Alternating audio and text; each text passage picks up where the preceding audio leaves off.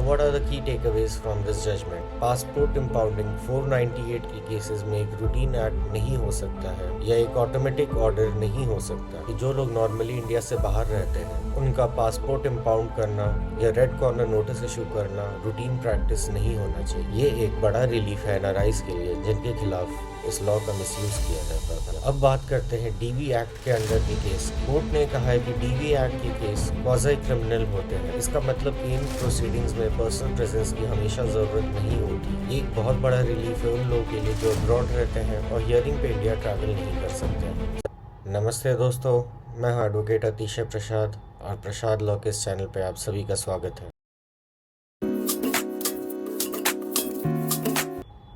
आज हम supreme court के एक बहुत ही इम्पॉर्टेंट जजमेंट की बात करने जा रहे हैं जो कि हज़ारों एनआरआईज और उनके फैमिलीज़ के लिए एक बड़ी राहत है। तो चलिए शुरू करते हैं इस वीडियो को बिना किसी देरी के। अगर आप या आपका कोई रिश्तेदार विदेश में रहता है और इंडिया में उसके ऊपर 498A का केस चल रहा है तो आपने पासपोर्ट इम्पाउंड होने का डर तो ज़रूर देखा होगा। कई सालों से ये एक कॉमन प्रैक्टिस बन गई थी। 498A के केस में हमेशा वाइफ के काउंसिल की ये एक प्ली ज़रूर रहती है कि एलओसी इशू हो जाए और पासपोर्ट इम्पाउंड हो जाए, लेकिन अब सुप्रीम कोर्ट ने इस पे एक फुल स्टॉप लगा दिया है। In the case of Vishal Shah versus Monalisa Gupta decided on 20th February 2025, supreme court ने एक लैंडमार्क जजमेंट दिया है। The court has made it clear that impounding someone's passport just because a matrimonial case has been filed against them is ex facie illegal। तो court ने आखिरकार exactly कहा क्या? Let's break it down. पहली और सबसे इम्पोर्टेंट बात, principles of natural justice.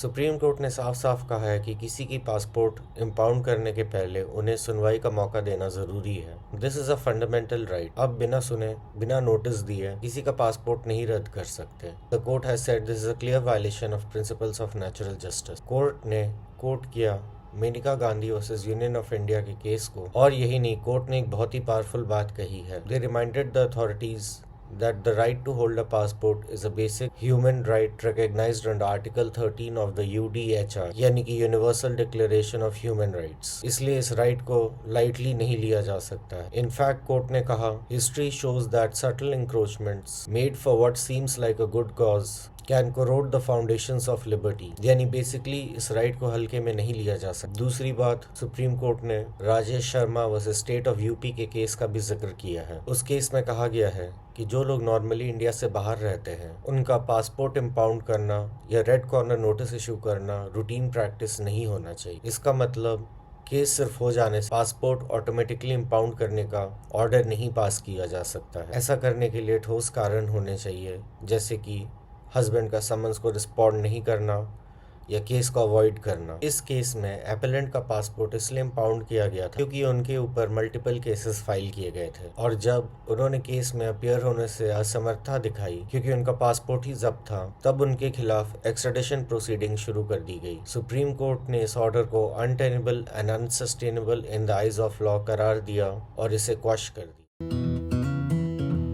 अब बात करते हैं डीवी एक्ट के अंडर के केस की। कोर्ट ने कहा है कि डीवी एक्ट के केस क्वाज़ी क्रिमिनल होते हैं। इसका मतलब कि इन प्रोसीडिंग्स में पर्सनल प्रेजेंस की हमेशा जरूरत नहीं होती। ये एक बहुत बड़ा रिलीफ है उन लोगों के लिए जो अब्रॉड रहते हैं और हियरिंग पे इंडिया ट्रैवल नहीं कर सकते हैं। So what are the key takeaways from this judgment? Passport impounding 498 के केसेस में एक रूटीन एक्ट नहीं हो सकता है या एक ऑटोमेटिक ऑर्डर नहीं हो सकता। You must be given a chance to explain yourself before your passport gets impounded. ये एक नेचुरल जस्टिस का मामला है and you have a right to be heard. Solid reason होने चाहिए for the passport authorities to believe कि आपका passport impound होना चाहिए। ये एक बड़ा रिलीफ है एनआरआईज के लिए जिनके खिलाफ इस लॉ का मिसयूज किया जाता था। डीवी एक्ट के केस क्वाज़ी क्रिमिनल होते हैं।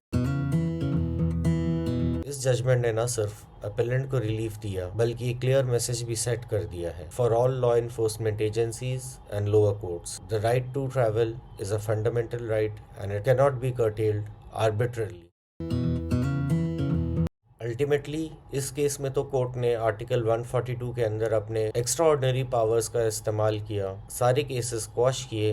अल्टीमेटली वाइफ को मिली वन टाइम 25 लाख की परमानेंट एलमनी। तो दोस्तों this judgment is a breath of fresh air. It restores a crucial aspect of personal liberty and brings a much needed check on the arbitrary use of power. याद रखिए दोस्तों, knowledge is power. अपने rights जानिए और law का misuse होने ना दीजिए। तो आपको इस जजमेंट के बारे में क्या लगा, नीचे कमेंट्स में अपनी राय जरूर दें। वीडियो पसंद आया हो तो लाइक और सब्सक्राइब करें, बेल आइकन को प्रेस करना ना भूलें। अगली बार तक के लिए धन्यवाद।